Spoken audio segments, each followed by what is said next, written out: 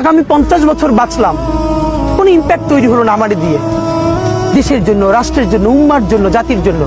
কিন্তু আমি ধরেন 5 বছর বাঁচলাম, সেটার মধ্য দিয়ে যদি আগামী 50 বছরের ইম্প্যাক্ট তৈরি হয়, তাহলে অনেকদিন বেঁচে থাকায় কি সাফল্যের বলেন? শহীদ প্রেসিডেন্ট জিয়াউর রহমান কয়টা দিন বেঁচেছেন, কিন্তু ভাবেন আজকে পর্যন্ত উনি আমার অনুপ্রেরণা। হাঁটতে হাঁটতে আমার পা ফুলে যায়। আমি, আমার টিম সেদিনকে ব্যাগের মধ্যে জুতো নিয়ে তারপরে একটা শপিং মলে ঘুরছিলাম, মানে পা ফুলে গেছে, পা জুতোয় ঢুকাতে পারছিলাম না।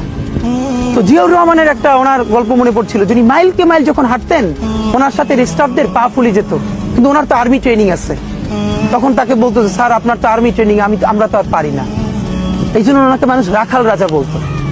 তা আমরাও সারা বাংলাদেশের 56,000 বর্গ মাইলে হাঁটতে চাই। আমরা ইনসাফের চাষাবাদ করতে চাই, একটা স্বাধীন সার্বভৌমত্বের সততার বাংলাদেশ তৈরি করতে চাই। আগামী 50 বছর বাঁচলাম, কোনো ইম্প্যাক্ট তৈরি হলো না আমার দিয়ে, দেশের জন্য, রাষ্ট্রের জন্য, উম্মার জন্য, জাতির জন্য। কিন্তু আমি ধরেন 5 বছর বাঁচলাম, সেটার মধ্য দিয়ে যদি আগামী 50 বছরের ইম্প্যাক্ট তৈরি হয়, তাহলে অনেকদিন বেঁচে থাকায় কি সাফল্যের বলেন? শহীদ প্রেসিডেন্ট জিয়াউর রহমান কয়টা দিন বেঁচেছেন, কিন্তু ভাবেন আজকে পর্যন্ত উনি আমার অনুপ্রেরণা।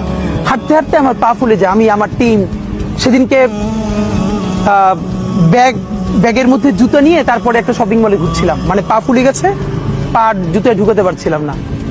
তো জিয়াউর রহমানের একটা ওনার গল্প মনে পড়ছিল, যিনি মাইলকে মাইল যখন হাঁটতেন, ওনার সাথে স্টাফদের পা ফুলে যেত, কিন্তু ওনার তো আর্মি ট্রেনিং আছে। তখন তাকে বলতো যে স্যার আপনার তো আর্মি ট্রেনিং, আমরা তো আর পারি না।